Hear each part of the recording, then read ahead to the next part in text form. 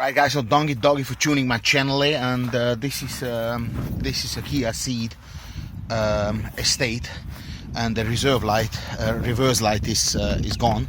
Now it only has one because the other one is the fog light, so it's only that bulb here.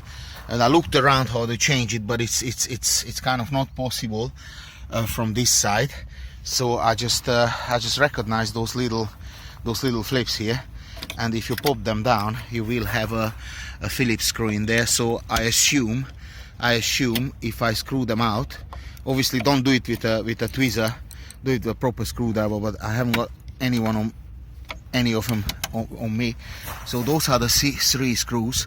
So I think if I take those screws out, I'm gonna be able to remove the whole light, pull it out, and just change the bulb. But let's see what happens. Unfortunately I'm filming and doing the job, so maybe not that convenient for you, but you will get the idea. And after this tutorial video you will be able to change this lamp, regardless if you good with your hands or not. So this is my toolkit. We're gonna take a Phillips, we're gonna take an extension here that goes into here. I put this toolkit link into the description, and also there will be the beer button. So if you feel that this video helped you and it saved you £20 what a mechanic would charge you, or 15 at Halifax, I said Hartford or Hellerford or whatever they're called, and the woman is changing it for you, would make you feel embarrassing. So I think it's better you do it yourself, and just hit that beer button and buy me a beer. I really appreciate that, you know, daddy likes beer. Well, as I said, if you have a screwdriver, then it's even easier. I haven't got one on me, so I have to use what I've got. But as you can see, it's happily coming out. Happily coming out as well here. And make sure you don't lose the screws. It's another one here. And those are little jobs which you can do yourself, makes you happy, and you can impress your girlfriend or your husband or whoever you might want to impress. Or you just save yourself money, because no mechanic will do that for free, except you know somebody. But you know, with the knowing somebody, it's always a bit like, you know, they want something back, always, which is fair enough, of course. But anyway, these little jobs can be done without anyone holding your don't want to use any bad words because it's like 9 in the morning, but your dangle do, you know. Right. Now, it's definitely not the best design in the world, because it doesn't want to move. So I guess because this is underneath this one, you have to take the two off as well on the top, which is in my opinion absolutely idiotic, completely unnecessary. But let's do it. Maybe it's not the way, but you know, I'm guessing as I go. So it didn't move, so let me remove these screws as well for good measure from the top. It doesn't take much time. It's just, I think design wise is a little bit unnecessary, but you know, everybody has a reason to do stuff, any manufacturer. So let's not put them down before we know we have the result. So screw out. Now all 5 screws are out. So 1, 2, 3, 4, 5. A little bit of a Hungarian lesson. 1, 2, 3, 4, 5. And I shoved that in German as well, just for good measure. 20, 20 a segged látszik. Now, right. So 1, 2, nicht Polizei, 3, 4, 5. No? As you see, as I said, as you can see, this is here. This is here, this little whatever it is underneath. So it goes back into here, you can see. So you won't be able to take out the bottom if you don't take off the top, because absolutely idiotic. But hey ho, let's go. This is what it is. And now the bottom one should move, but I don't want to break it. So let me put that camera away, and then I use both my hands to pull it out. It's always good it's always good to do that anyway, because look at in 10 years the amount of stuff which is underneath here. So while you do it, do a great cleaning job, clean everything off, because you don't really want this, because it has a disadvantage. Now I know it sounds a bit weird, but I've seen it many times before. This is all dust and dyed skin from the atmosphere, you know, dust from the roads and human flesh and whatever it is. Yeah, obviously dried one. We changed our skins up to 8 times in our lifetime, so you always have a fresher skin layer.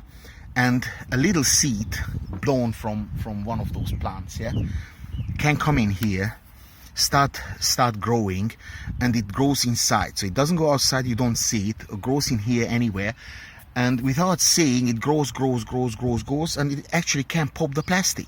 So I've seen it before. Always clean this, because really weird things can happen in there. Now let's come back to the real thing here. Now this is the reserve light.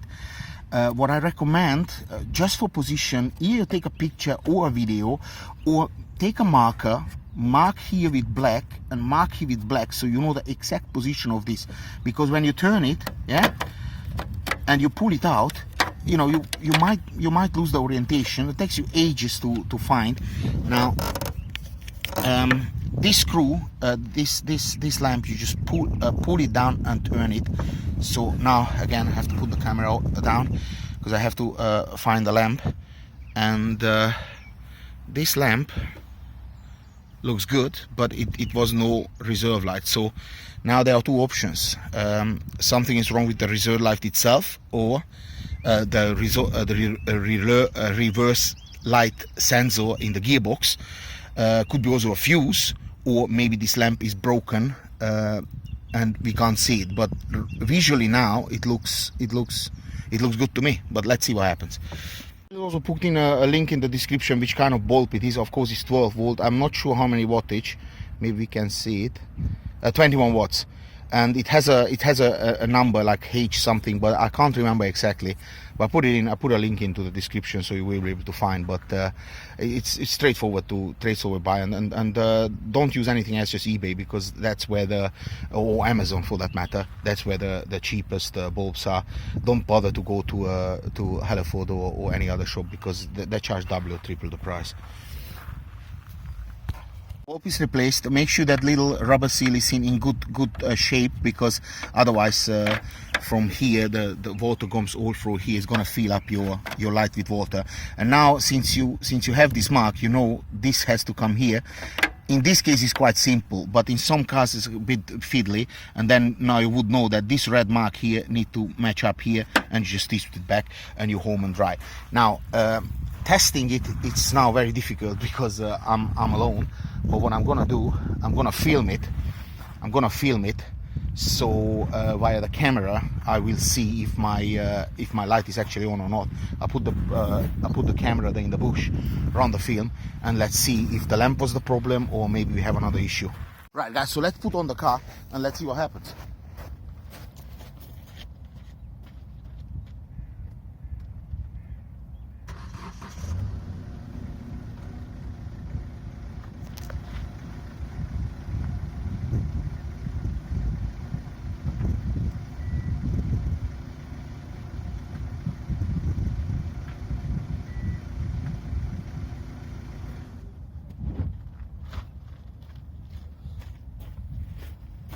Right guys, so you've seen it before me, if it's working or not.